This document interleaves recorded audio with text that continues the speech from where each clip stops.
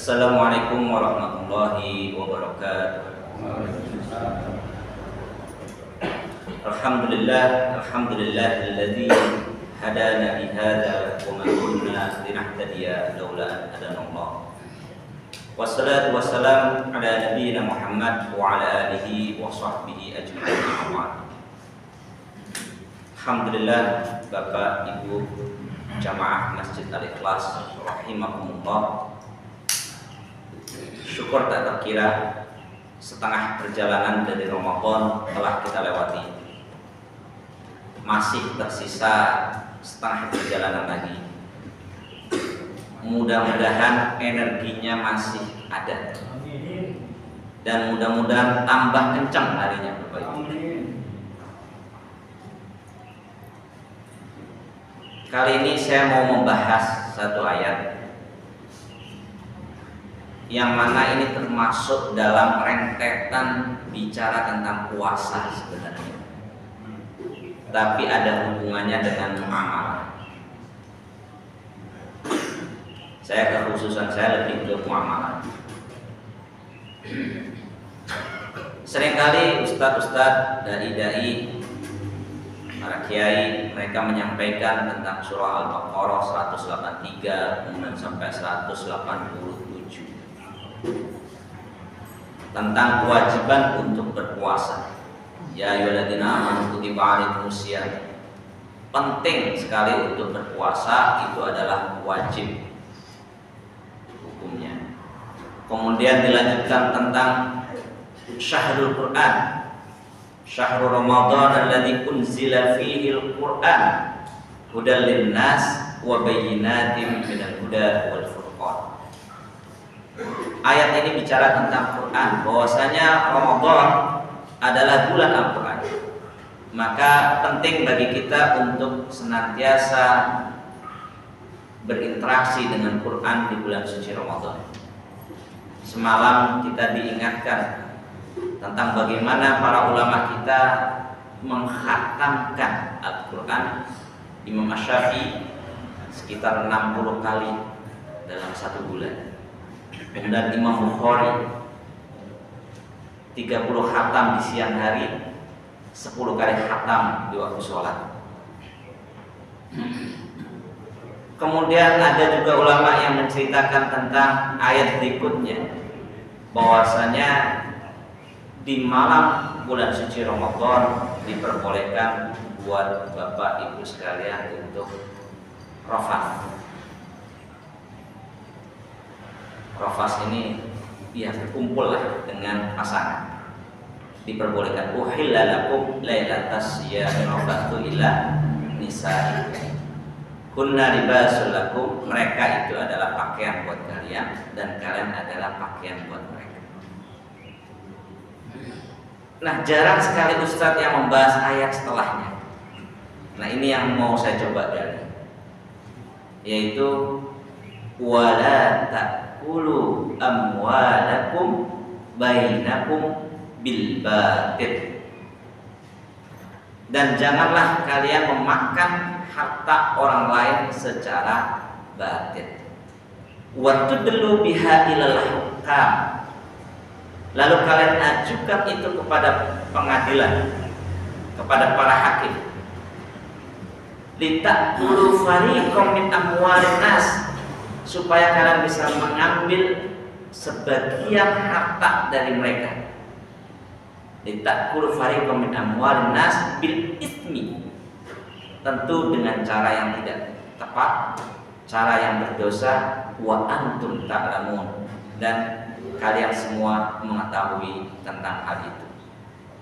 Ini ayat 188 itu satu rentetan dengan ayat puasa. Apa makna di balik itu? Saya mungkin pernah menyampaikan ini di tahun sebelumnya, tapi mungkin tidak sampai mengkaji lebih detail berkaitan dengan kajian tafsir ini. Saat ini saya menggantikan posisi Ustadz Furqan yang saat ini beliau sedang menimba ilmu di Mesir. Saya tanya beliau, kapan antum balik? Kami sudah kangen dengan oleh-oleh dari Mesir, oleh-oleh ilmu. Ya, yang kami nantikan adalah ilmunya, bukan oleh-oleh yang lain. Tapi kalau ada yang lain boleh. Beliau menyampaikan nanti sekitar tanggal 4 April berbuka.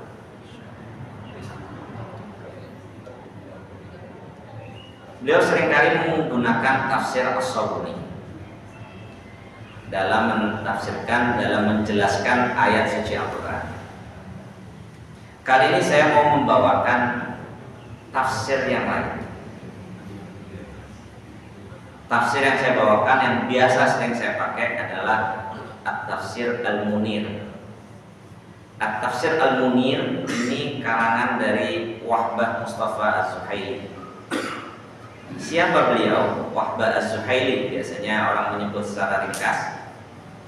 Beliau ini sebenarnya masih adiknya Imam As-Sabuni. Masih satu daerah, kelahiran sama-sama di Suriah. Masya Allah. Ini Suriah itu luar biasa. Para ulama yang lahir dari Rusia ini hebat-hebat. Sayang diporak-porandakan oleh kepentingan-kepentingan yang kita nggak tahu itu. Perseteruan antara Barat jadi rebutan Suriah. Alhamdulillah perdamaian sudah tercapai di Suriah, tapi tetap masih belum stabil. Padahal Suriah itu bumi Allah yang luar biasa, para ilmuwan banyak di sana, perpustakaan di sana sungguh luar biasa. Buku-buku, kitab-kitab kuros itu banyak dicetak di Suriah. Kalau Imam As-Sabuni itu lahir di tahun 1930, maka Imam Wahbah Zuhaili ini lahir di 1932. Beda 2 tahun. Imam Wahbah Zuhaili beliau meninggal sekitar 10 tahun yang lalu, tahun 2015. Kalau Imam As-Sabuni, beliau adalah seorang mufassir yang mengajar di Saudi, di Ummul Qura. Sedangkan Imam Wahbah Zuhaili, beliau mengajar di Syria, di Suriah. Imam Wahbah Zuhaili ini lulusan Al-Azhar. Beliau ahli di bidang syariah. Beliau ngambil di syariah dan juga ngambil di bidang hukum positif. Jadi keilmuan beliau dalam hal hukum itu luar biasa. Dan dalam kajian kontemporer, kalau kita bicara ekonomi, kalau ekonomi singgungannya dengan hukum, beliau yang paling sering jadi rujukan. Salah satu masterpiece beliau, buku yang paling sering dirujuk oleh orang, itu adalah Al-Fiqhul Islami wa Adillatuh. Ini buku yang sering dirujuk oleh orang karena memperbandingkan pendapat 4 mazhab dengan sangat jelas dan enak sekali. Al-Fiqhul Islami wa Adillatuh sekitar 8 jilid. Kemudian beliau menulis tafsir, yaitu tafsir Al-Munir sekitar 17 jilid. Ini luar biasa ulama-ulama kita ya, kalau nulis nih. Kita sanggupnya sejauh ini nulis WA.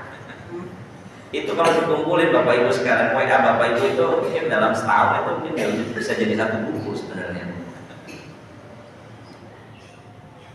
Coba kalau kita bikin 1 tulisan tiap hari. Tapi saya mau cerita gini, saya sendiri tidak melakukan, jadi saya tidak mau melanjutkan tapi kita coba mengupayakan untuk sering menulis, menyebarkan kebaikan kepada orang lain. Baik, kembali kepada ayat yang mau kita bahas pada pagi hari ini. Wala ta'kulu amwalakum bainakum bil batil. Dalam tafsir Wahbah Zuhaili, tafsir Al-Munir, beliau menjelaskan mulai dari i'rab, mufradat, kemudian tafsirnya, kemudian apa yang bisa diambil kandungannya. Mulai dari i'rabnya, beliau menyampaikan i'rab ini susunan tata bahasa Arab untuk mengetahui SPOK-nya kalau di bahasa Indonesia. Ini mana subjeknya, mana predikatnya, mana objeknya, mana kata keterangan.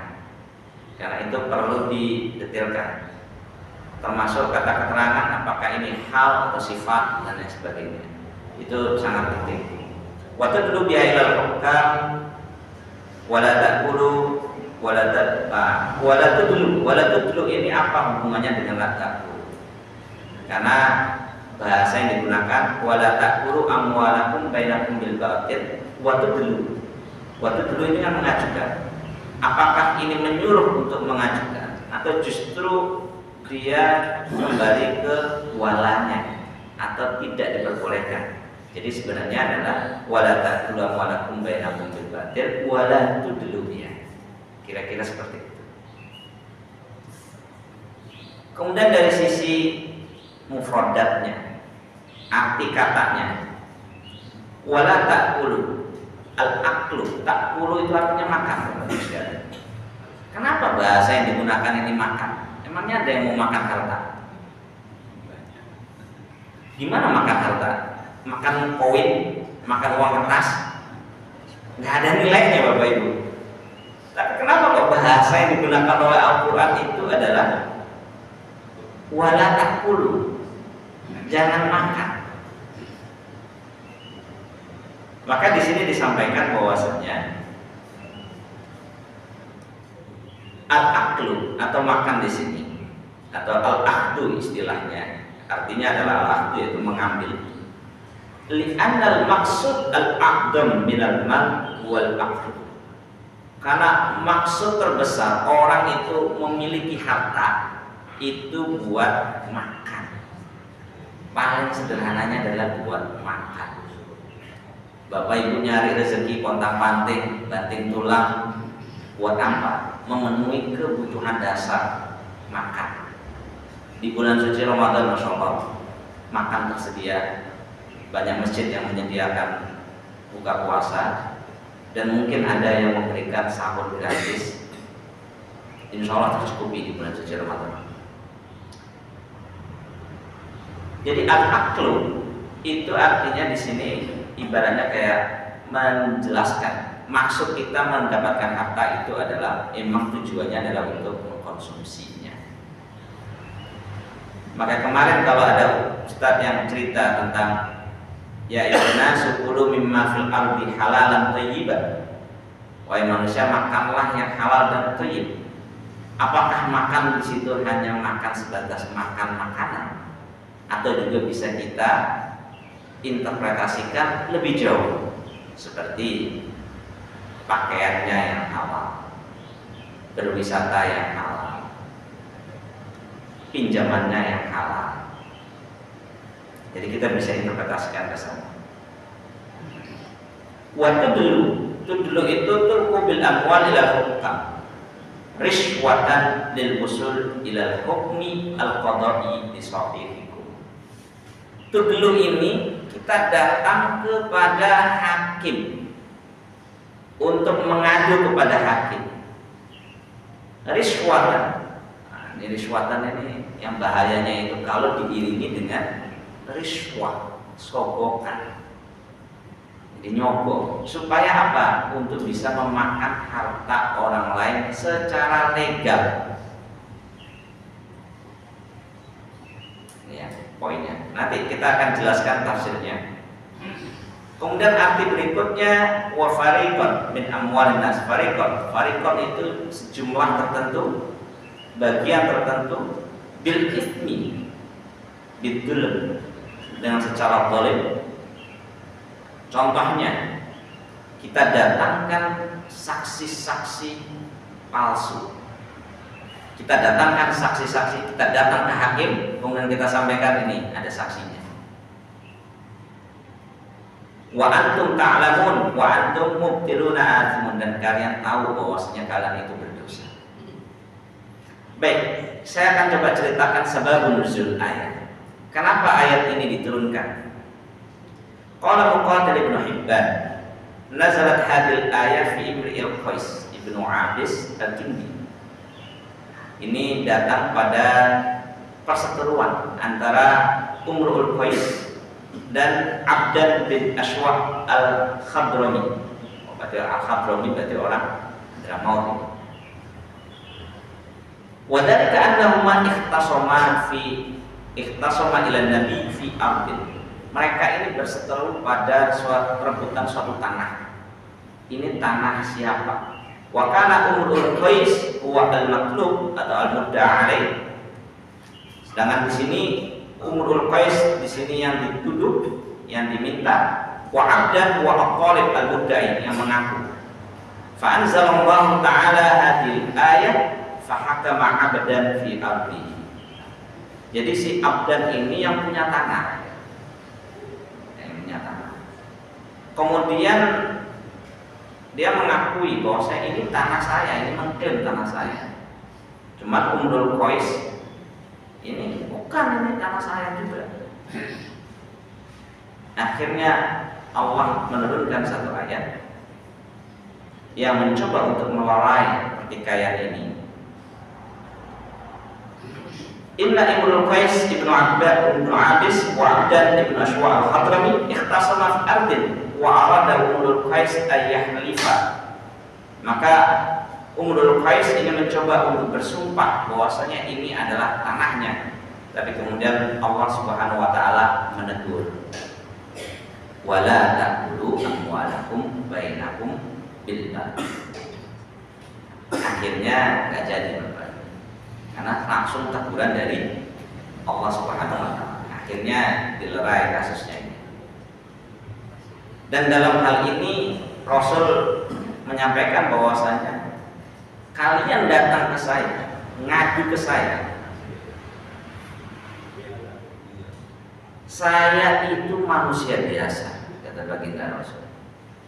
Saya bisa saja menghakimi yang satu salah, yang satu benar, berdasarkan keterangan dan saksi-saksi yang kalian berikan.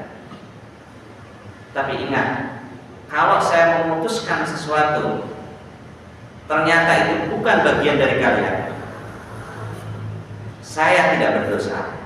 Tapi bagi kalian yang mengambil harta orang lain tadi secara zalim, maka dia sesungguhnya telah mengambil qit'atan minan nar, telah mengambil potongan dari api neraka.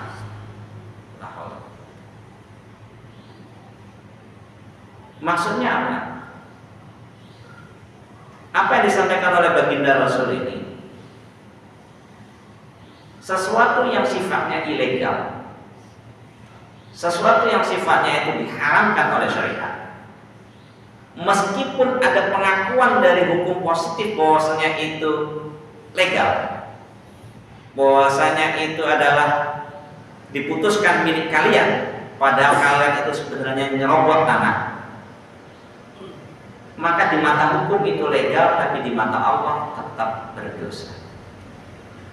Jadi hukum pengadilan tidak bisa membatalkan halal dan haramnya sesuatu.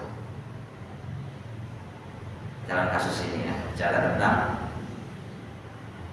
kalau ada orang yang mengambil harta orang lain secara batil, walaupun pakai jalur hukum, tetap dia sudah makan harta orang lain secara batil. Kita coba tengok apa nih kesinambungan al-munasabah. Beliau juga menceritakan tentang apa hubungan antara ayat ini dengan ayat yang sebelumnya, yaitu bicara tentang puasa. Munasabatul ayat lima qablaha zahirah. Hubungannya ayat ini dengan ayat sebelumnya sangatlah jelas. Wa dzalika anna man ya'budullaha ta'ala bisyam. Karena barang siapa yang dia itu melaksanakan perintah Allah dengan berpuasa, fahabasa nafsahu amma ta'awwadahu minal akli wasyurbi. Hendaknya orang yang berpuasa itu mampu menahan dirinya dari makan, minum, kemudian berkumpul dengan pasangan di waktu siang. Summa habasa nafsahu 'anil mamnu'at fisyam, dan juga menahan diri dari perkara haram yang lain. Jadirun bihi alla yakuna mat'amahu wa mashrabahu illa minal halal. Hendaknya kalau orang itu berpuasa, maka hendaknya makanannya, minumannya hendaklah dari yang halal. illa minal halalil khalis alladzi yunawwirul qalb. Jadi kalau kita puasa, pastikan makanan dan minuman itu juga halal, bisa menahan nafsu kita dari bekerja mencari rezeki yang tidak halal. Wa yazidu basira wa yufdi bihi ila istiyad fil ibadah. Dan dengan makan makanan yang halal, maka ibadah kita akan semakin lebih baik, basirah mata batin kita juga akan semakin lebih baik. Fahiya fanaha an aqli al-haram al-muaddi ila adami qulisiyani. Oleh karena itu Allah Subhanahu wa taala menyampaikan di sini, kalian sudah puasa, jangan sampai puasa kalian itu tidak diterima gara-gara makan makanan secara batin. Jadi poinnya di situ Bapak Ibu sekalian. Kita diterangkan oleh para ustadz tentang puasa, tapi lupa atau mungkin karena memang babnya itu panjang, ini bab yang lain. Kita perlu ingatkan bahwasanya jangan sampai kita membatalkan puasa dengan gara-gara kita memakan makanan yang haram. Bukan membatalkan puasa secara ini, tapi mungkin pahalanya Bapak Ibu sekalian. At-tafsir wal bayan. Apa penafsiran dan penjelasannya? Abana Allah Ta'ala fi ayat siyam hillu aqlil insan min malih wa nasabahuna ayat hukma aqli malil ghair. Puasa itu Allah menyampaikan kita itu halal loh makan makanan dari diri sendiri, makanan punya sendiri. Tapi bagaimana kalau makanan orang lain? Nah, di sini Allah sampaikan. Nahan Allah Ta'ala ayyakula ba'duna amwala ba'din bi ghairi wajhin masyru'. Kita tidak boleh memakan harta orang lain dengan jalan yang tidak sesuai dengan syariat. Kemudian Allah menggunakan kata amwal di sini. Wala ta'kulu amwal. Amwal ini berarti harta-harta milik orang banyak. Jadi pada dasarnya harta ini milik umat pada dasarnya, setidaknya seperti itu ya. Walaupun secara kepemilikan adalah milik masing-masing. Janganlah kita memakan harta orang lain. Nah, ini banyak kasus terkait dengan memakan harta orang lain. Ada yang memakan harta orang lain milik pribadi, ada yang laut milik bersama, diakui, dipagari, kemudian diterbitkan sertifikat kepemilikan. Ini nyambung nggak kira-kira dengan ayat ini? Nyerobot Bapak Ibu. Siapa tersangkanya? Sejauh ini tersangkanya adalah kepala desanya. Kena denda 48 miliar. Luar biasa, kaya betul ini kepala desa. Kira-kira emang kepala desanya saja yang jadi tersangka atau pelakunya apakah cuma ini, kita nggak tahu ya. Nggak berani. Ini ngambil tanah, ngambil laut ya, laut yang milik kita semua diserobot. Allah. Wala ta'kulu amwalakum bainakum bil batil. Jadi janganlah kita memakan harta orang lain secara batil. Fayakunu at-ta'adi ala malil akhirin jinayah alal ummah. Maka sebenarnya ketika orang itu mengambil harta orang lain, sejatinya dia sudah merusak tatanan sosial, maka itu masuk dalam kriminal. Wal aklu bil batil yashmalu kulla ma ukhidha bi ghairi wajhil haq. Termasuk batil ini, apa saja yang disebut dengan batil ini, termasuk diantaranya riba. Ini riba berkaitan dengan mengambil harta orang lain dengan memberikan pinjaman, kemudian menuntut untuk dikembalikan plus bunga. Praktek riba ini luar biasa. Saya baru beberapa hari di Indonesia ini, hampir tiap hari itu Pak dapat telepon itu 3 kali sampai 5 kali. Dari mana? Pinjol. Astagfirullah. Mereka rajin sekali. Sekarang riba wal qimar, perjudian. Li'anna akhda biduni muqabil. Ya, karena mengambil sesuatu tanpa ada padanannya, tanpa ada kompensasinya. Wal riswah, menyogok, itu juga termasuk bagian yang batil. Karena itu adalah menolong kezaliman. Wasadaqah 'alal qadir 'alal kasbi. Nah, ini dilanjutkan nih. Sedekah kepada orang yang mampu.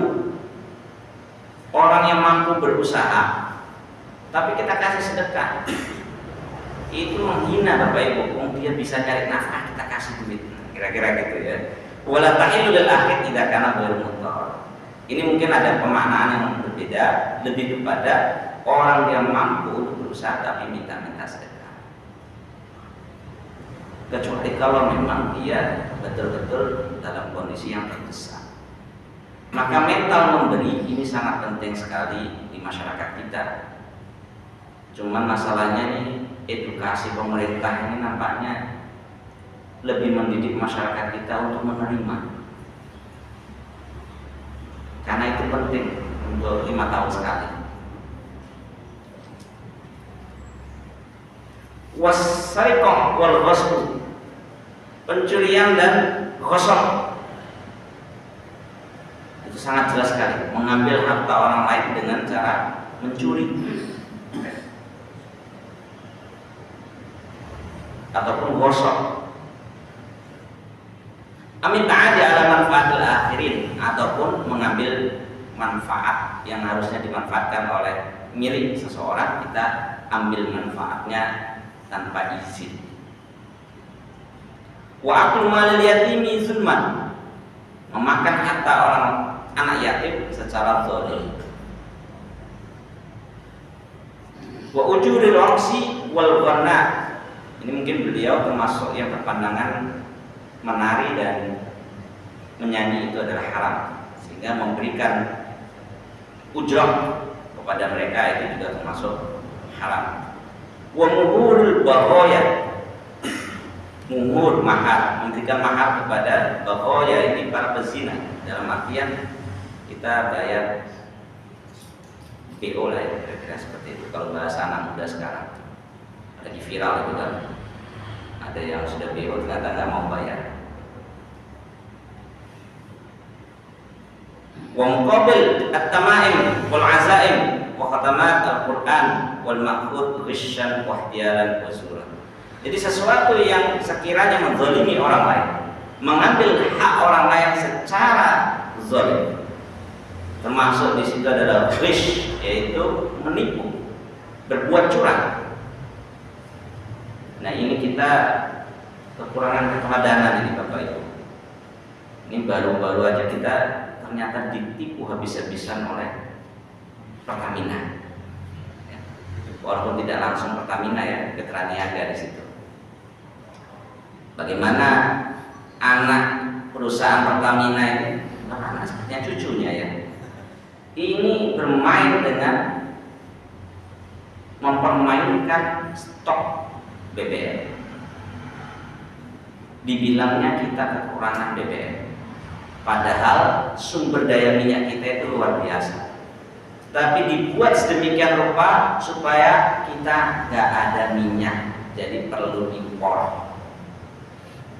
Dari situ aja itu udah salah.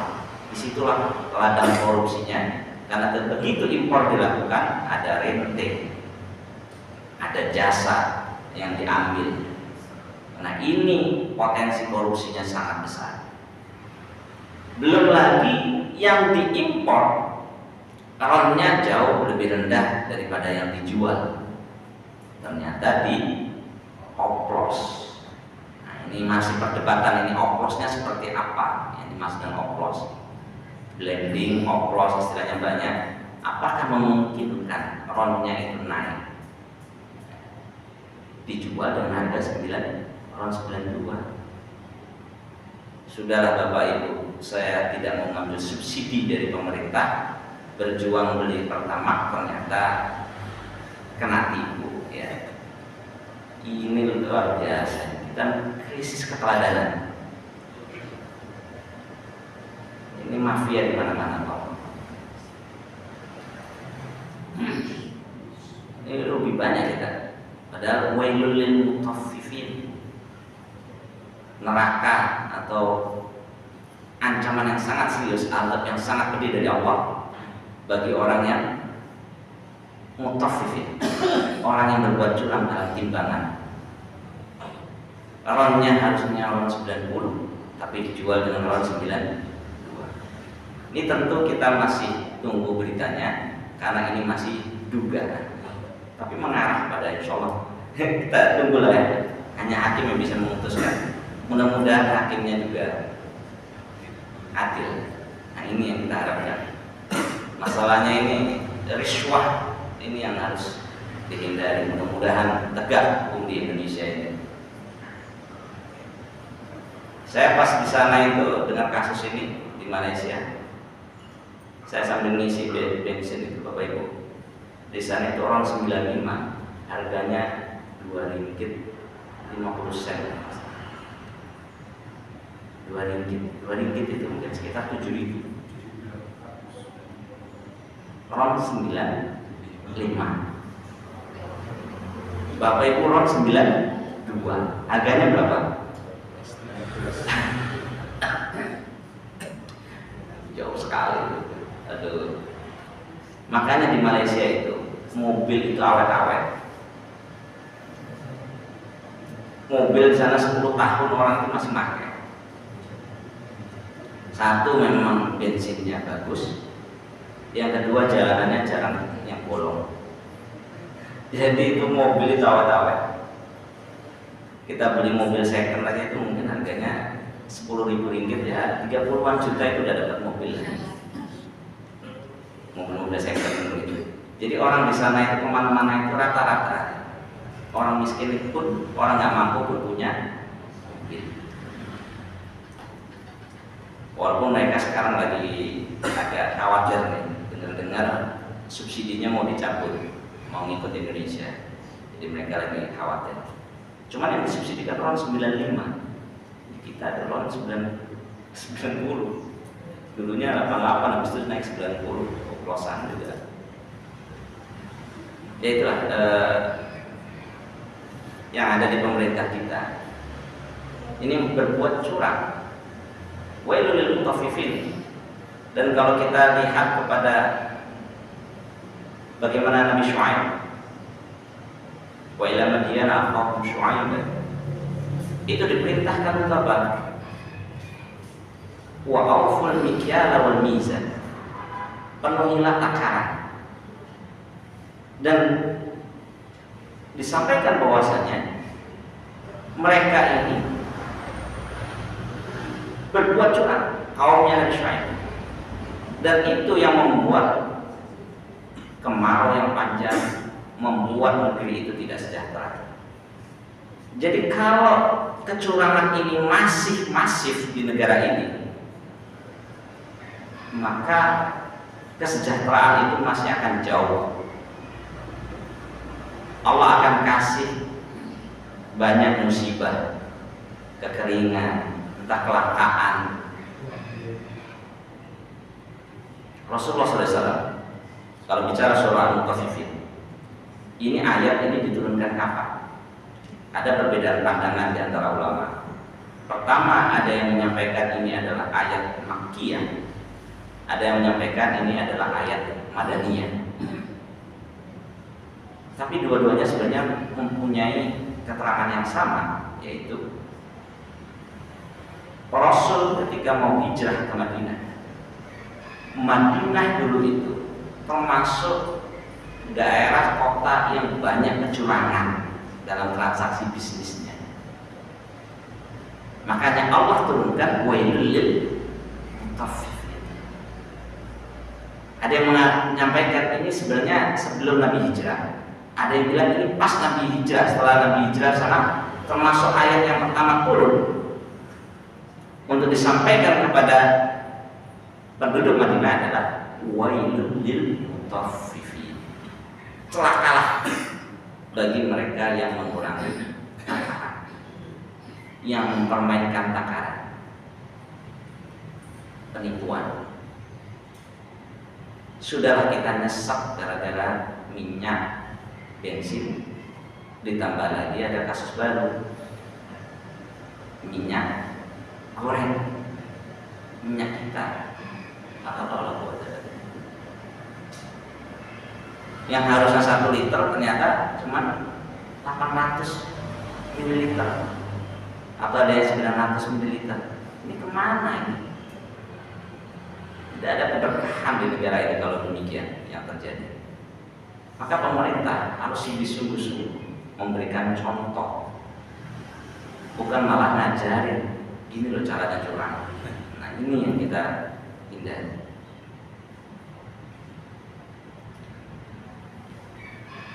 Waqad jaa nahyu an aqlil amwalil batil fi ayatin ukhra. Dan larangan ini ada banyak di ayat yang lain, di surah An-Nisa misalnya. Di surah An-Nisa ayat 29 dan juga di ayat ke-10. Larangan berkaitan dengan memakan harta orang lain secara batil kecuali atas dasar ridho biridho. Tentu ridho biridho itu bukan berarti menghalalkan yang haram, Bapak Ibu sekalian. Saya pinjam pakai bunga rentenir, kan ridho, saya siap kok bayar berapapun itu. Yang ngasih kredit juga ridho, yang ngambil kredit juga ridho itu. Ridho di sini tidak berlaku untuk sesuatu yang jelas keharamannya. Nggak bisa itu karena dasar ridho biridho. Entar zina juga suka sama suka, Bapak Ibu.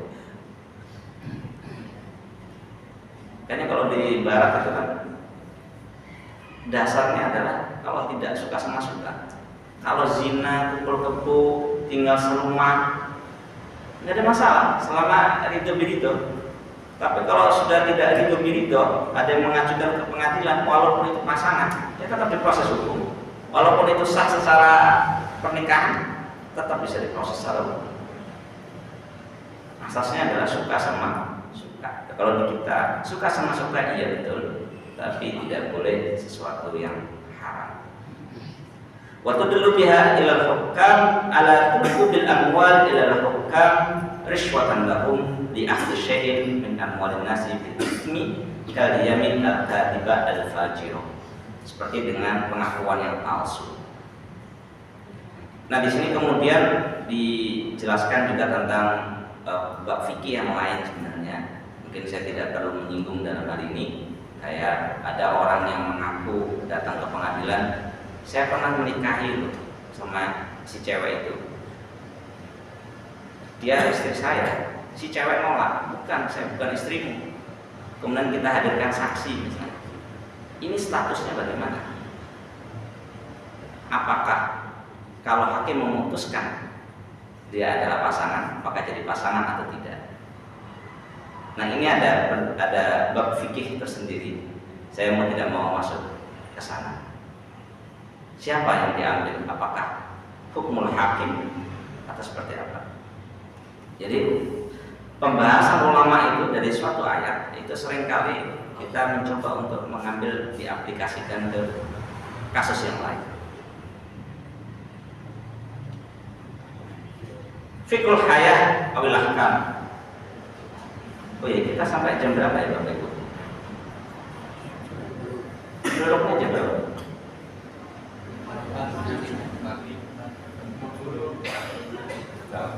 Tiga empat. Oh itu ininya ya, terbitnya ya, syuruknya ya. Oke, baik, saya simpulkan begitu ya. Fiqhul hayah awil ahkam. Manat hadil ayat jami'a afadil ummah al-Muhammadiyah. Wah, ini ummah al-Muhammadiyah disinggung nih. Ini bukan berarti Muhammadiyah organisasi. Semua insya Allah ini adalah Muhammadiyah. Mereka yang mengikuti Nabi itu dilarang untuk ayyakula ba'dhum mala ba'din bi ghairi haqq. dilarang untuk mengambil harta orang lain secara batil.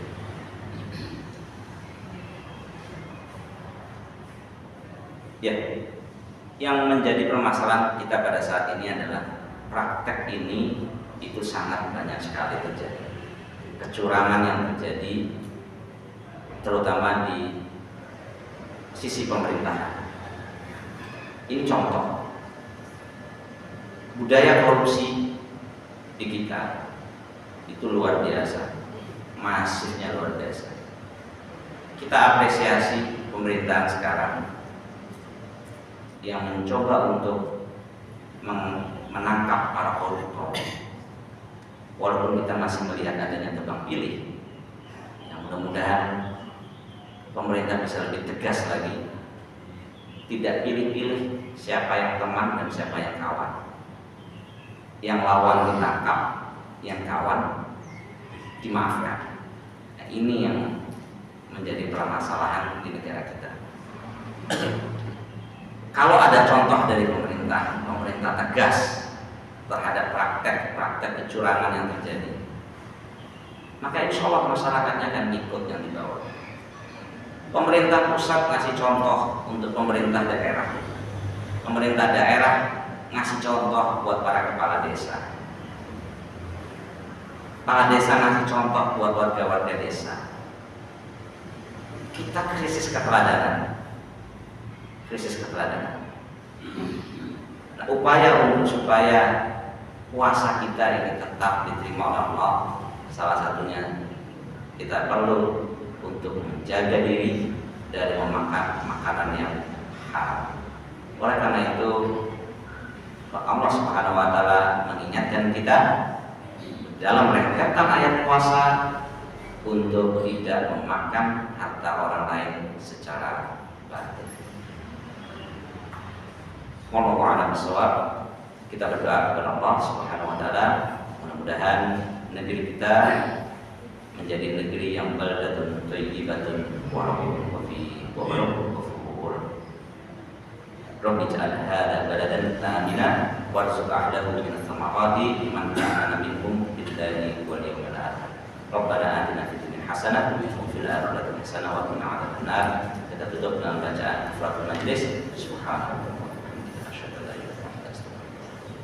Assalamualaikum warahmatullahi wabarakatuh. Waalaikumsalam.